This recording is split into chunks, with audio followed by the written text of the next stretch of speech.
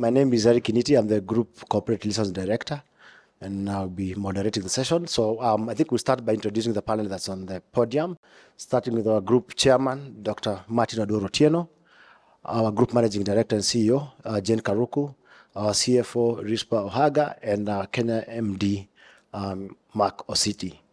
So we'll start as usual with the usual format where the chairman will first give us an overview of the business based on the board meeting that they had yesterday. Jenny then will come and give you a business overview. Rispa will talk about the financials, and then Jenny will come back and give you a looking forward perspective of the current financial year that we are in now. So without much further ado, I'd like to invite Martin to come, chairman, to speak to you. Thanks. Good morning, ladies and gentlemen. And welcome to this briefing on the results for F24 for Eabl annual financial results for the year just ended.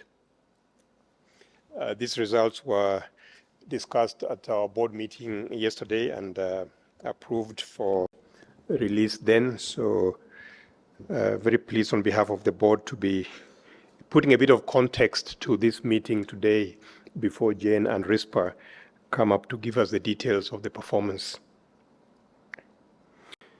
So this year, as we all know, has been a mixed bag, marked by significant challenges, at the same time remarkable achievements, demonstrating very much the resilience and strength of our business, Eabl. I'll speak to a couple of headings. I'll start by just giving a bit of context around the macroeconomic situation, then financial performance, operational achievements, sustainability and corporate governance, and an outlook for the rest of the year. So as we've said, we've witnessed quite a bit of macroeconomic volatility across East Africa during the year just ending 30th of June. In Kenya, we navigated through a tough economic landscape characterized by high interest rates, fluctuations in exchange rates, political and climate disruptions. But despite these headwinds, our flagship brands maintained strong market positions, and we continue to innovate to meet the ever evolving customer preferences. In Uganda, political stability supported economic recovery, but inflation and currency depreciation posed challenges. Our strategic investments in capacity expansion, which we've been doing over the last couple of years, and market penetration continue to bear fruit, helping us to maintain growth momentum. Tanzania presented a diverse bag of opportunities and challenges, with regulatory hurdles and economic uncertainty impacting our operations. Nonetheless, our efforts to enhance distribution networks and product availability have reinforced our market presence. Turning to financial performance highlights, Eabl continued its resurgence to deliver impressive double-digit revenue growth of 13%, with operating profit growth of 10% against the previous year. This was attributable to strategic pricing, a strong portfolio, disruptive innovation, and sound commercial execution across the group. However, our profitability has been dampened, with profit after tax at 16.8 billion, a decrease of 10%. This is largely due to rising finance costs and foreign exchange volatility. These factors have necessitated stringent cost management measures and strategic adjustments to sustain our financial health. And Rispa will go into this in more detail when she comes up. On the back of these results, the Eabl board has declared a final dividend of 6 shillings per share, bringing the total dividend to 7 shillings per share, reflecting our commitment to delivering value to our investors, our shareholders, and customers. Turning to operational achievements, throughout the year, Eabl has continued to invest in our advantaged portfolio of brands and insight-led innovations to meet the ever-changing needs of our customers, our consumers. Notable achievements include the successful launch of KBL's microbrewery, which a number of you visited during our half-year results announcement, disruptive products, and the expansion of our premium brand offerings, which have contributed significantly to our top-line growth. Looking at sustainability and corporate governance now, Eabl remains steadfast in our commitment to sustainability and responsible business practices. I'm encouraged by the energy, the progress, and ingenuity I see in our work to deliver our Society 2030 Spirit of Progress ESG Action Plan, which aims to make a positive impact on people and the planet everywhere we live, work, source, and sell. I wish to single out KBL's Project Rudisha, which has made great strides in promoting our grain-to-glass sustainability pillar through effective waste management and recycling. We are proud to have collected over 17 million spirit bottles in the past year, underscoring our dedication to reducing our carbon footprint and supporting the circular economy. Our corporate governance framework continues to be robust, ensuring that we operate with integrity, transparency, and accountability. The board remains focused on guiding the company through these turbulent times, ensuring that we adhere to the highest standards of governance and ethical conduct.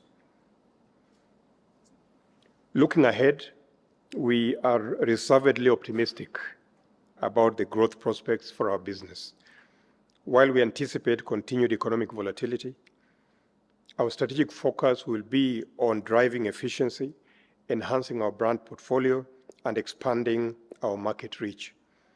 We will continue to invest in innovation, capacity building, and digital transformation to stay ahead of the curve and deliver sustainable growth. In closing, I'd like to extend my heartfelt gratitude to our dedicated employees, loyal customers, and valued shareholders for their unwavering support. Together, we'll navigate the challenges and seize the opportunities that lie ahead. I'd like to invite Jane now to present details of the F24 performance and our F25 priorities. Thank you.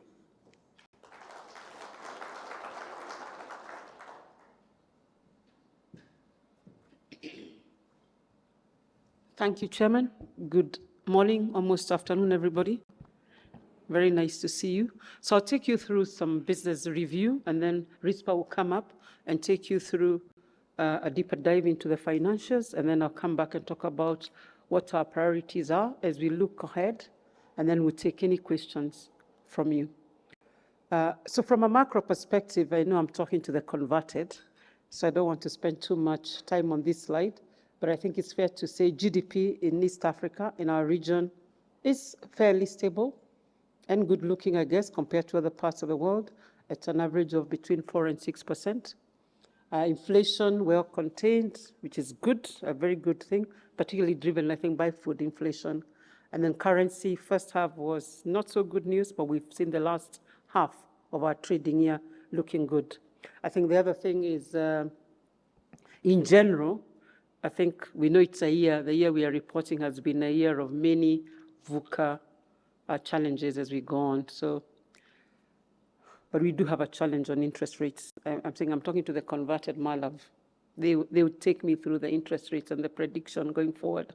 But from a disruption perspective to our operating environment, I think if you remember, before the half ended last year, it was drought. In fact, we were struggling to get grain. Then we came to floods. We also, what was common within the year was unpredictable tax policy, particularly in Kenya, fairly stable in Uganda and Tanzania. And then recently, before the end of the year in June-ish, we had social unrest in Kenya. But overall, there has been an increased cost of business across East Africa, driven by all the things that we've talked about. From a consumer behavior, I think the consumer wallet is depressed. So we are seeing a lot of reprioritization in terms of what they choose to buy across FMCG and other categories. And our categories, we're also seeing some of that shifts come to play. And therefore, there is increased low purchasing power, particularly at the low end of the pyramid. So you're finding the top, we have kind of like an ugly hourglass where the top end or main to up, they are doing their stuff and they're continue to premiumize. The middle is getting constricted and the value is growing. But we also are seeing some exciting new trends where people want to explore into what they drink, how they drink, where they drink, and who they drink with, et cetera, et cetera. So that is good for us from an innovation perspective. From a category shifts, we're also seeing a lot of dynamism in the categories. If, let's say like 10 years ago, it was you'd only go and enjoy our brands in a bar. Then it kept shifting that you can also take some and go take at home. But now we are seeing other spaces. We actually are describing them as the third, fourth, fifth, maybe up to X spaces. I shouldn't have said X space, but I meant many other spaces that will continue evolving with the consumer. So for example, the one we are seeing is digital, is becoming very significant. We are seeing a fourth space where people just get together as friends and create a party out of their homes. We have a soirée we're offering within our digital platform where you can get together as a group of friends and we deliver for you a mixologist. And that's also, I'll call it a Y space. We expect more spaces to keep coming through. But as a business, I think we are ready to keep creating them or keep following and answering to what change is occurring in the consumer space. So our strategy remains robust. I think most of you have been exposed to this strategy. We are still very ambitious into the future. We are still a purpose-driven organization celebrating life every day, everywhere. And then our pillars, I think you've seen this, vibrant beer, Main Street Spirits to recruit premium so that we can all keep premiumizing and drinking better, and also innovation and shaping new frontiers in terms of our category.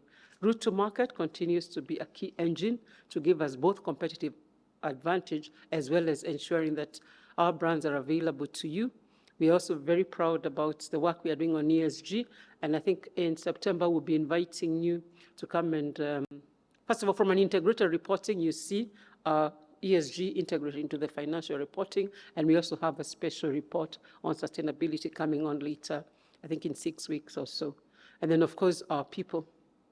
And I forgot digital. Digital has become very significant, and I'll talk later about it. But our people continue to be very engaged and very high-performing organization and culture. So the results are good. I think you've seen this earlier today with little growth, 1% volume, reflecting the consumer, how disposable income movement. We think the consumer is feeling depressed, but because of pricing and product mix, a 13% increase from a net sales perspective, 10% growth in operating profit, of course not as well geared as top line because of reasons of finance costs and others that Rispa will talk to. And then, of course, we have a dividend up versus last year of 5.5 to 7 shillings per share this year. Shall I pause for a clap or I just keep continuing? We are all very proud about this performance because I think the last year, if we talked of VUCA, I think it's been an understatement of VUCA.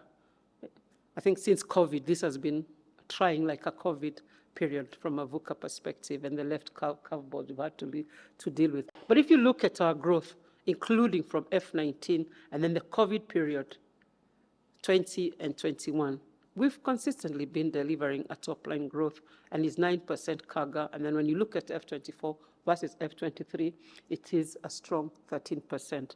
And that's why I keep saying that the fundamentals of this business are very, very strong.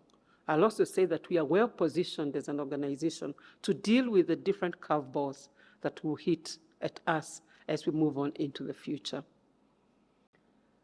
When you look at how the countries have performed, we have sort of a good performance across the countries, with Kenya leading at 15%, which is very strong. If you remember last year, Kenya was wobbly. So a great comeback from Mark and team to deliver 15% growth top line. Uganda has continued showing strong growth at 12%, and Tanzania is on the recovery journey and is at 9% growth. So wholesome, if you look at Eabl, good contribution from a country perspective, which is probably what you want in a business so that we don't end up like a one-legged stool. I think from a category perspective, we saw beer deliver strong growth at 12%. I think a lot of our conversations have been struggling beer, so I'm happy to report that beer overall has grown, driven by the strong brands that you know, Guinness, whether it's White Cup or Serengeti or Bell or Pilsner across East Africa, strong growth. And then from mainstream spirits, remember, these are a category we use to recruit new consumers into our category, a strong growth versus 23. A bit slowed down because there were some strong pricing decisions that we took that has hampered the growth, but that's okay. Chrome is still a star, Waraji doing very, very, very well, and Captain Morgan really starting to be impactful across East Africa. I think from a premium perspective, I talked about the middle to top, still growing, and also people wanting to drink better, even if it's less often. So we are seeing our premium business grow, which is good for our business because of margin mix, and we delivered 13%. So Guinness is in this category. We've also done good innovation, particularly Don Julio. Good tequila category starting to grow, and also whiskeys like Johnny Walker, Gold and Blue, and Up, doing also very well. So the last category is shaping new frontiers, which is around innovation. Over the last 1 year, we've innovated strongly. I think Smirnoff Pineapple across East Africa is a star, doing very, very well. We have White Cup Crisp, alcohol content at 3%. So anybody who would like to moderate how they interact with our brand is a great brand, doing very well. And very many other innovations in Kenya, particularly lemon Tusker, Dimu, doing quite well.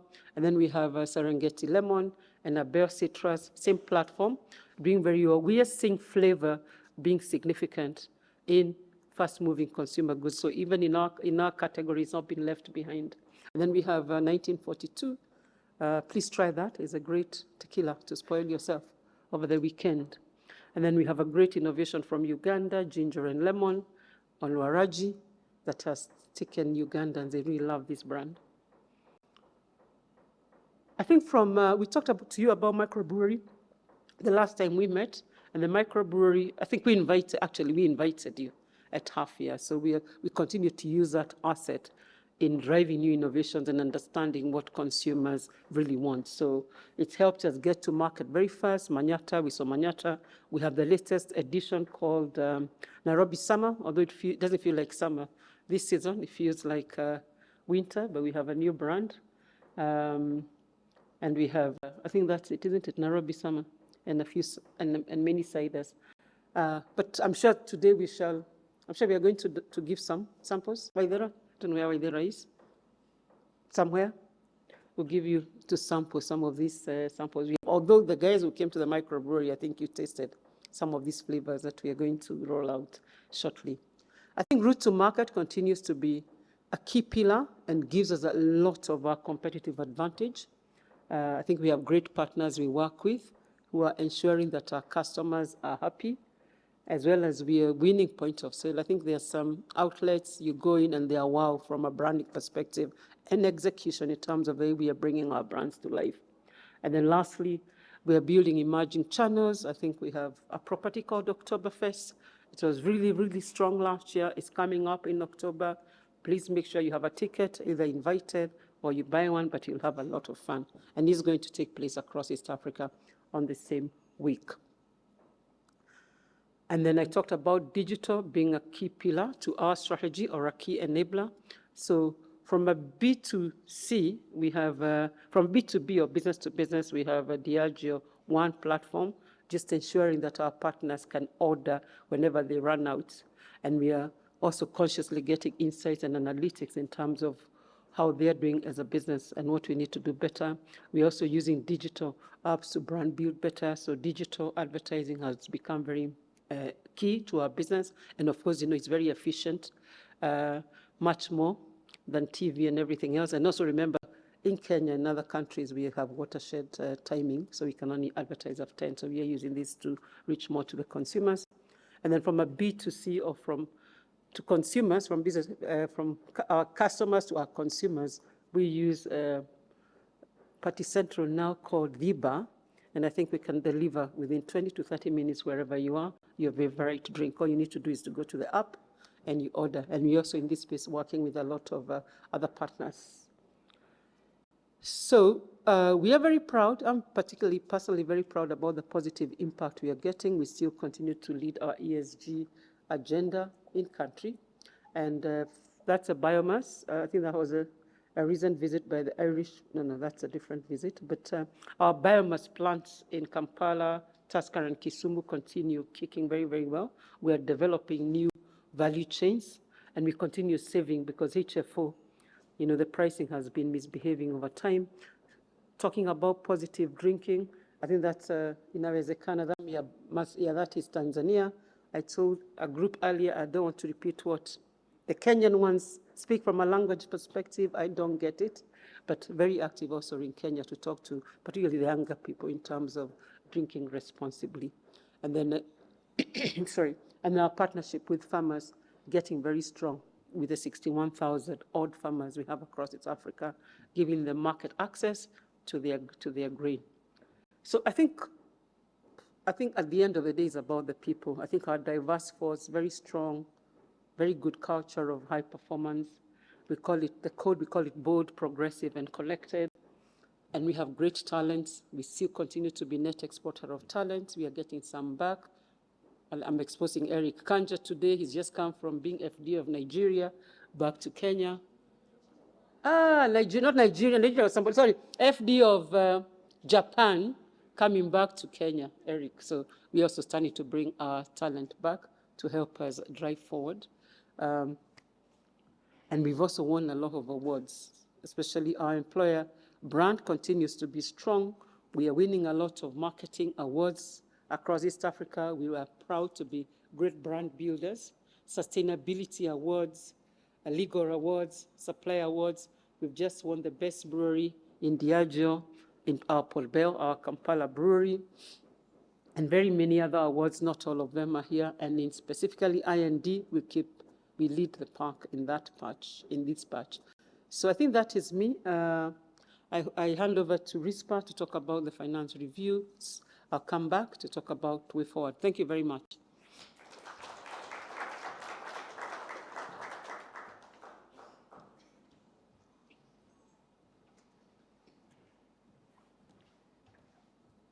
Thank you, and I just made it before afternoon, so good morning, everybody.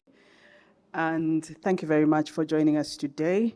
I'll take you very quickly through the numbers, Malav, and just starting out with the highlights of our performance over this period. The key highlights we're calling out. Jane has already talked about our net sales growth of 13%. We're very proud of our EBIT performance of 3% growth under the current conditions. We've also generated 15 billion in free cash flows and used some of that to pay down debt of about 11 billion. So really quite proud of the efforts that we've made to deliver these results. Just going into it in a bit more detail. Jane talked about the sales levels and particularly supported 13% growth to come in at 124.1 billion, with beer growing at 12% and spirits at 14%. So both growing really rapidly and spirits growing faster given its novelty in some of our markets. From a cost of sales perspective, we've touched on that, growing 13%. We continue to see inflation on some of the major inputs, sugar at around 26%, ethanol 17%, fuel, I think everybody has experienced the increases in fuel, so we have seen that come through. We've countered that with productivity to contain it at the level that it's come through at 13%, more or less in line with the top line growth. From a gross profit perspective, therefore, coming in at 14%, expenses growing 18%, and I'll touch on that a little bit more. And that led us to come in at 28.8 from an operating profit before FX, and that's a 10% on last year. If we factor in FX losses, we came in at 3.9 billion compared to last year's 2.1 billion. That's 84% up, just reflecting the volatility in the currencies in our markets, and particularly in Kenya, as you will have seen, as Jane highlighted in her presentation, and as I will share in more detail further down. That brings us to an EBIT of 24.9 billion, 3% above last year. The other big thing on our numbers this time is the net finance costs. 8.2 billion compared to 5.5 billion last year. You have seen the rise in interest rates, nearly 410 bips rise on the benchmark 91-day T-bill, and that does translate. Our effective rate grew by about 260 basis points. We mitigated some of that, but still, that's something to watch. It isn't helped by the fact that we now have to pay excises in advance, which means you're consistently drawing on your short-term facilities to bridge the working capital gap. From a PBT perspective, therefore, when you consider those two big drivers, we came in at 16.8 billion, down 10% from last year.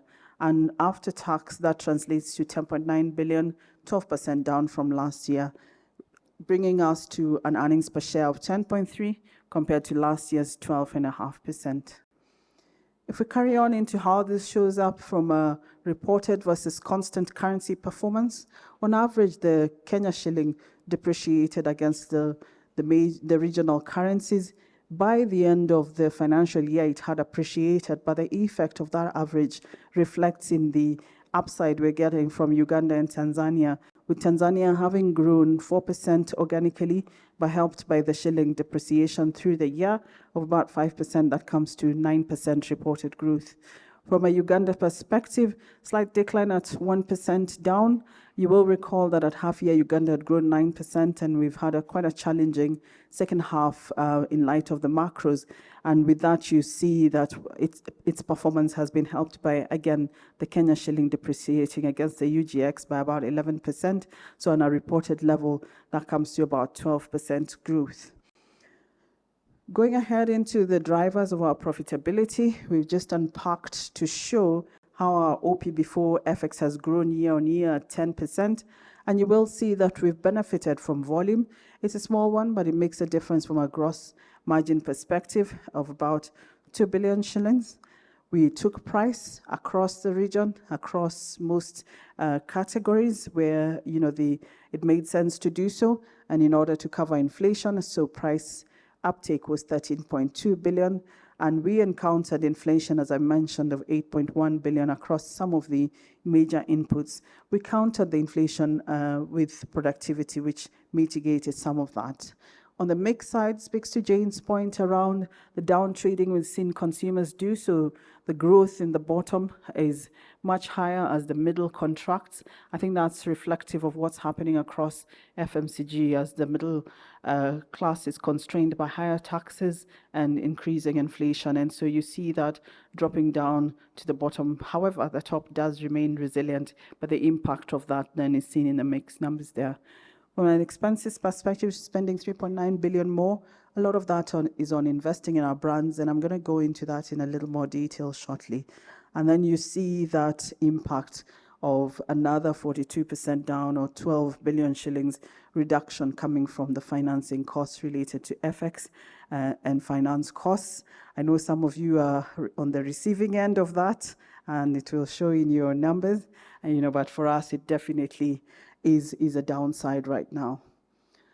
From an investment perspective, our spend on an organic basis grows 15%. And on an item by item, we spent 1.1 billion more on selling and distribution, and that costs about 10% more. And that is primarily the investments behind our brands, making them known to our customers, making them available, making them top of mind is something that we have to do in order to ensure that the top line grows. Usually it grows more or less in line with the top line. So you do see that, we're very judicious with how we spent that money. From an admin perspective, we spent 0.8 billion more, 8% growth. Again, just reflective of some of the cost inflation we're seeing, whether it is from fuel and transportation or just the usual increases around staffing costs. So we're able to see an 8% increase just above inflation, but very well contained as well under the circumstances. And the other expenses higher than last year by 1.3 billion. We benefited greatly last year from some provision releases, which are non-recurring in this financial year. So that has made the number normalize compared to last year when it was actually in the positive. And there is an effect of what I called out earlier, the upside we get on revenue because of the weakening Kenya shilling on the average over the year comes into cost as also a downside. So that adds another 700 million on our cost line, and that is how we account for the 18% growth in expenses. From an FX perspective, you've seen the numbers. I think important to call out is on average, these are average rates. Half one was really tough on Kenya, and you saw that in our half one numbers. In half two, that has been tempered with the appreciation towards quarter four, and that has helped mitigate the rapid depreciation we're seeing. So from a really quick 23% decline to 13% in half two. What is interesting is Tanzania, half on half, continuing the same trajectory of depreciation, and we've started to see that in our numbers. And when combined with tightened liquidity in the FX market in Tanzania, that tends to hit the profit line, because then you don't settle your creditors as quickly as you'd like to, because you can't access the liquidity, and in the meantime they're revaluing and you're getting hit by the FX. On a debt perspective, I've mentioned that we're very proud of the work we did at half year. We took a tough call not to pay a big interim dividend and to instead focus on reducing our debt level to mitigate the interest costs. We've been able to do that, coming in with our total debt coming down 11 billion. You do see what we're trying to mitigate there is the effective interest costs moving from 12.5% to 15.1%. That's 260 basis points, compared to the T-bill increase of about 410 basis points. So we've mitigated it below the T-bill rate, but it's still something that we need to keep the focus on. As I said, our key ratio is still remaining in line. From a balance sheet perspective, again, very proud of how we've managed the balance sheet during this period. We've generated and held more cash. We've held less stocks, keeping working capital within, very, very efficient levels. And that was really to help us also mitigate the impact of the daily excise payment. We've also been able to just marginally increase our debtors in line with the growth in sales, and to reduce our income tax, corporate tax prepayment that we hold in our books.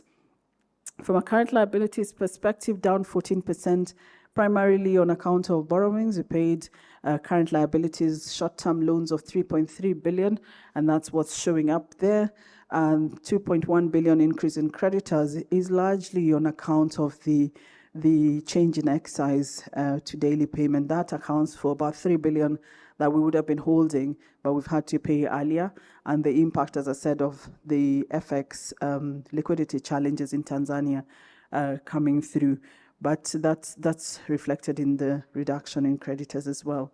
From a non-current assets perspective, really just reflecting the additions for the year and the FX impact of the translation of the assets in the subsidiaries. And non-current liabilities speaking to the long-term portion of the debt that we paid down, amounting to 7.7 billion shillings. Our balance sheet ratios, really proud of that as well. Net debt to EBITDA coming back in line. That was one of the things we committed to do at the half year, and we've done that substantially, coming well within the board ratio. It's actually 1.17, and we think that's quite positive. Current ratio coming at 1.15. Again, we did quite a lot of work to make sure our current ratio is above the desired level of 1, and we've managed to sustain that. And our return on capital employed is starting to come up. From a cash perspective, I touched on that. Really proud of how we've shown up from a cash perspective, starting off with 9 billion, ending up with 10.8 billion. We generated net cash from operations of 34.6 million from growth in sales, but also from effective management of our working capital, despite the change in excise laws. And that is 8.5 billion better than last year. We used that primarily to pay interest, net interest of about 8 billion, taxes 4.5 billion, cash used to invest, but mainly in fixed assets, 7 billion, and financing activities, mostly the pay down of debt and dividend of 11.9 billion. And that has brought us to a closing position of 10.8 billion in cash and cash equivalents. From CapEx spend, as you would imagine, in times of high interest rates, we refocus and make sure we prioritize carefully our CapEx spend. Equally, you will know that we have been in various stages of capacity expansion in the markets. We spent quite a bit of money on the biomass and water recovery plants across Kenya and Uganda. We did capacity expansion in Uganda and in Moshi, and we also built a microbrewery. So we've been on quite a lot of work to make sure we have adequate capacity to support our consumer demand. And in this year, we've been able to step down on that capex and therefore not need to get into more borrowings and mitigate our interest rate risk. With that, as Jane said, we managed to bring our dividend to 7 shillings for the year, with 6 of it being the final dividend, representing a 27% increase in dividend over last year. I'll stop there and leave for Jane to take on the future focus. Thank you.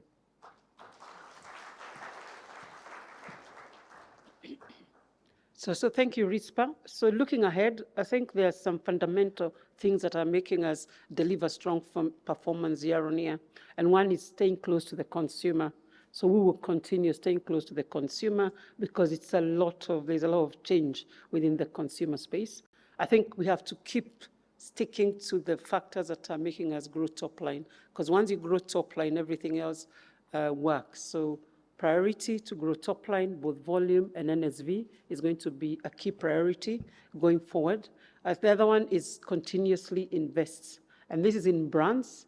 So brand equity is important so that the consumers and customers can keep in touch with our brands and we can have competitive edge. And then the other one is on CapEx.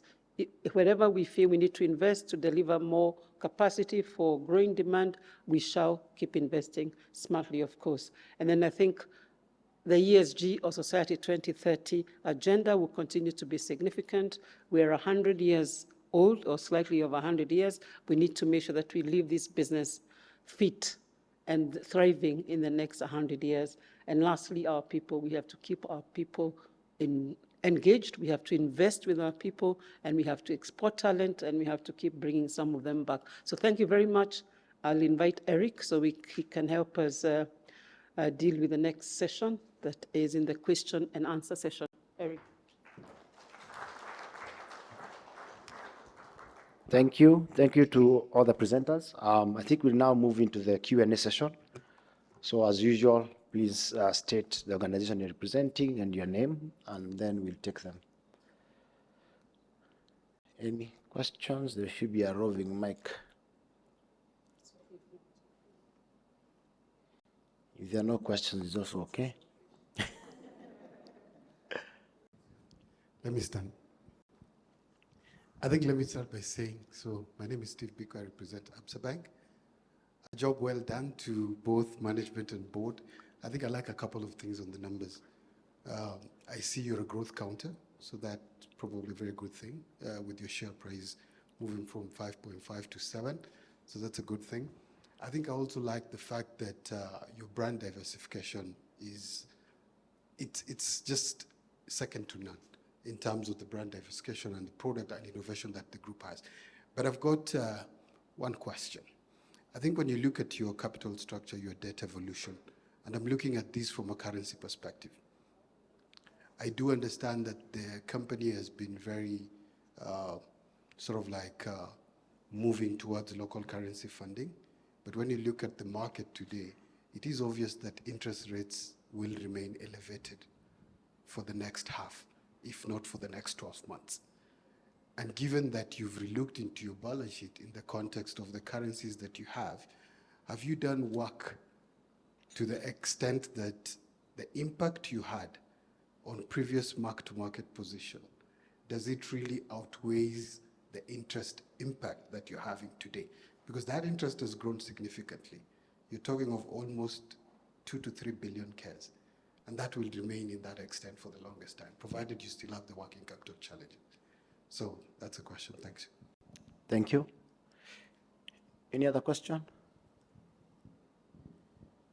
Okay, we can take that as... Thanks, Steve, for that question. And I will take it that you're trying to sell. But having said that, I think we are very clear around not taking wrong side risk, simply because we don't generate hard currency income. if we then take a chance on hard currency borrowing, we've seen people in this market, given the volatility of the shilling, if you just look at half one, just 23%, and then you add the rate on your USD loan, if you did have one, you'd be underwater. So I think we're very clear around not taking wrong side risk, because we can't mitigate it with a natural hedge, and your pricing for hedges. So yeah, you know the answer to that.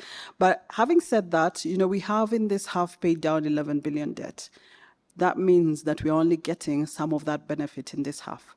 So we expect that even as rates are expected to remain elevated, that benefit will come up because we'll now have less and less of that debt. We're also getting better efficiencies in working capital, consistently looking at ways you can see we're holding less stock, leaving our money less tied up, we're collecting quicker. So I think there's still room for efficiencies within our business before we come to you for you to fix us further.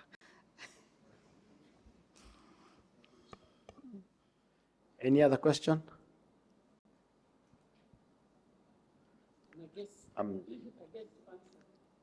Would have been nice for us to hear from Steve when the spread is going to reduce. Thanks. I'm not seeing any other hands for questions, so I think the presentation was clear, Jane and Rispa. So if you have any questions, I think you know how to get us. If you have questions that come up later. So I'll bring it to a close. We have lunch served in the next room, but before we do that, I probably wanted to just recognize a few of our leadership that are here. So I'll start at the front. We have Busi, who is a finance director, outgoing finance director for Kenya. Busi, if you can stand up and wave at the crowd.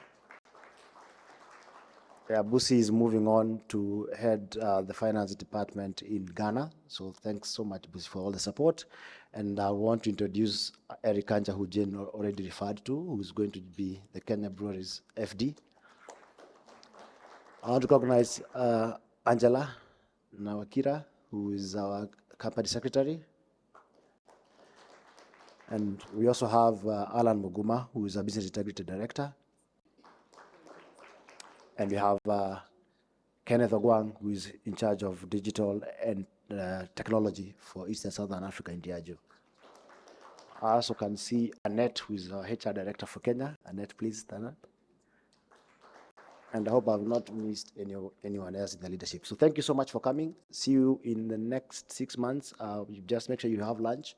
The roads look clear. There was a bit of trouble earlier, so just be safe and hope to see you in the next 6 months when we come to announce the half-year results. Asanteni sana.